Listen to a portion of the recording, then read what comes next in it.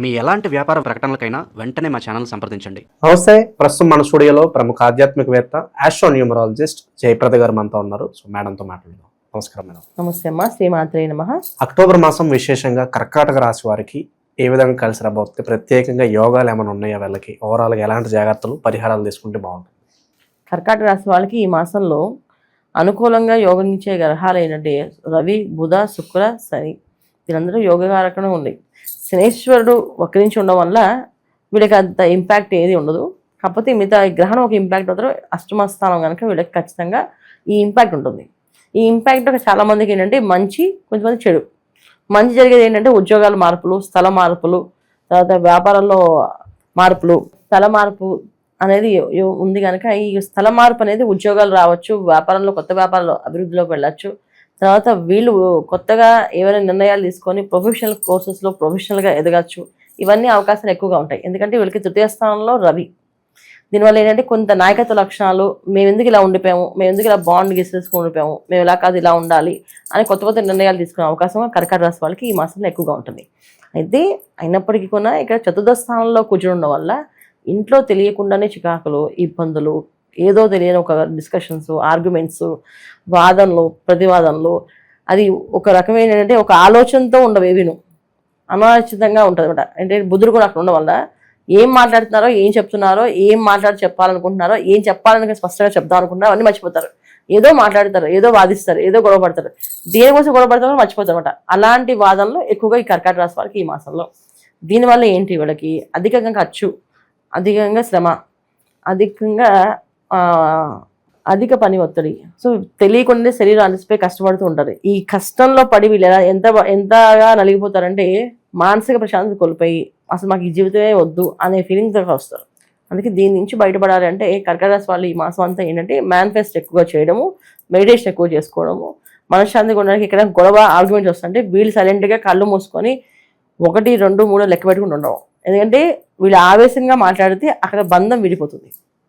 భార్యాభర్త మధ్య అయినా, పిల్లల మధ్యలో అయినా, అయితే ఒక స్నేహితుల మధ్య అయినా, ఒక బాస్ అండ్ ఎంప్లాయీ మధ్యలో అయినా, ఏదైనా సరే గట్టిగా మాట్లాడడం, స్పష్టంగా మాట్లాడకుండా ఏదో గట్టిగా అనేస్తారు.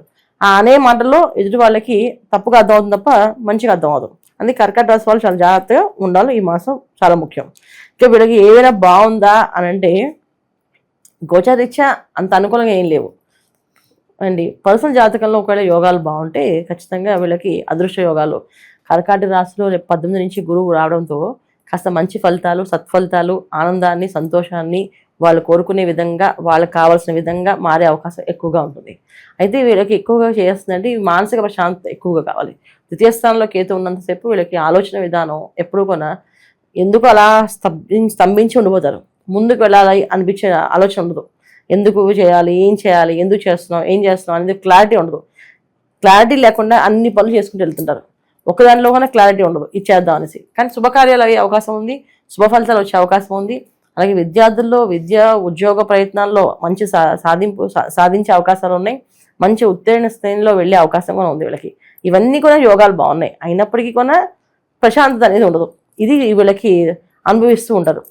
మనం చెప్పే విషయాల్లో గోచార ఫలితాల్లో ఈ గోచారీత్యా ఉండే గ్రహస్థితి ఇలా ఉంది వీళ్ళకి. పర్సనల్ జాతకం కూడా అలాంటి యోగాలు ఉంటే మాత్రం ఇంకా కర్కాటక రాశి వాళ్ళు చాలా మంది సైలెంట్గా ఉండడం వల్ల ఎక్కువగా ఎవరితో మాట్లాడకుండా వాళ్ళు కామ్గా ఉండిపోవడమో, స్తంభించి ఉండిపోవడమో జరిగే అవకాశం ఎక్కువగా ఉంటుంది.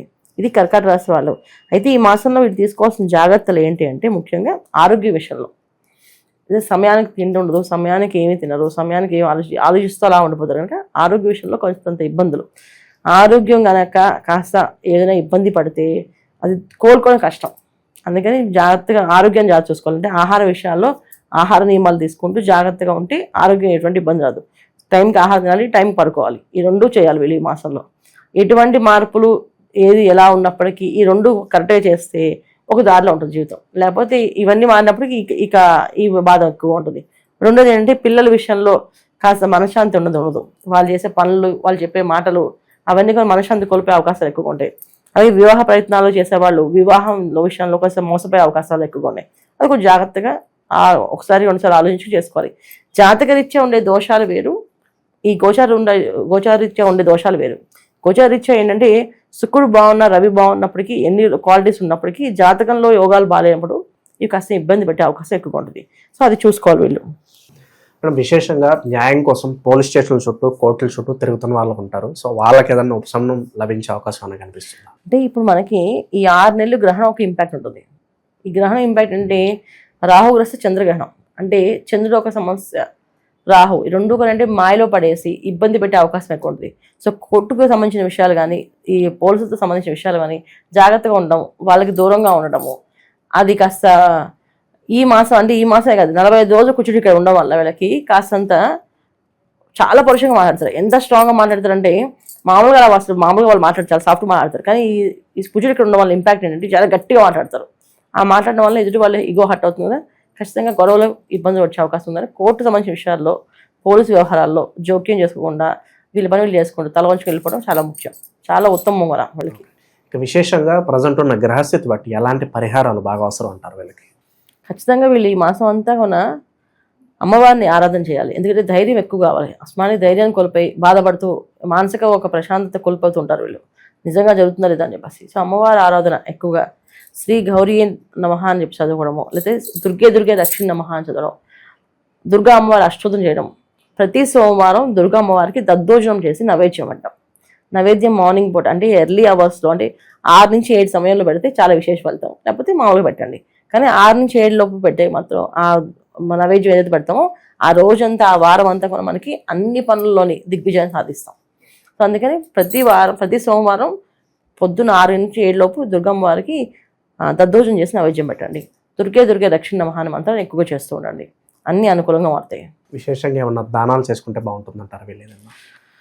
గోశాలలో గోసేవకి ఎక్కువ చేసుకోవడం, గోశాలలో గ్రాసం ఇవ్వడం, గోవులకి కాస్త దానా పెట్టడము, గోశాల శుభ్రం చేయడము, ఈ గోవుకు సంబంధించిన సేవ అంతా చేయడం, అంటే ఏదైనా దేవాలయంలో సేవ చేయడం, దేవాలయం దగ్గర ప్రసాదాలు పంచడం, ప్రసాదం చేసి వీళ్ళ చేతితో పంచడం ఇంకా చాలా విశేష ఫలితాన్ని ఇస్తుంది. ఓకే, ఓవరాల్గా ఈ రాశి వాళ్ళకి ఈ నెల ఏ విధంగా ఉండబోతుందో మీ మాటలో చాలా బాగా వివరించారు. ధన్యవాదాలు. నమస్తే మా శ్రీమాత్రే నమః.